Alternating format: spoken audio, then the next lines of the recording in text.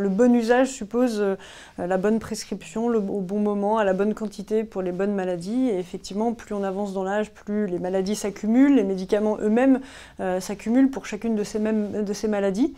Et il est important ensuite de trouver les moyens de les prioriser correctement, de les adapter.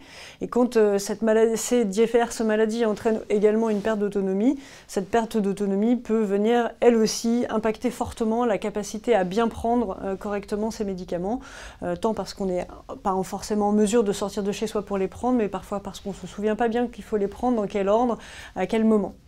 Et donc le bon usage du médicament chez le senior suppose à la fois de bien comprendre les intrications des médicaments, c'est-à-dire lesquels vont bien ensemble et sont compatibles, lesquels vont garder leur efficacité en étant mis ensemble, lesquels vont déclencher des effets secondaires qui font pencher la balance vers plus de risques et moins de bénéfices, et donc nécessite d'être réduit. C'est un sujet complexe sur lequel on apprend en marchant, puisque on a la chance en France et dans le monde d'ailleurs de connaître un vieillissement exceptionnel.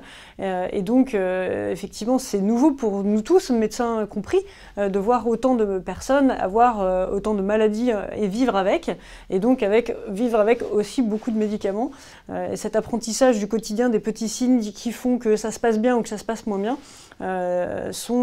nécessitent d'être remontés. Donc surtout patients, familles, médecins, pharmaciens, tout le monde est concerné par le fait de remonter ces informations pour qu'ensemble on puisse améliorer la prescription et réduire l'usage des médicaments au strict minimum nécessaire et efficace.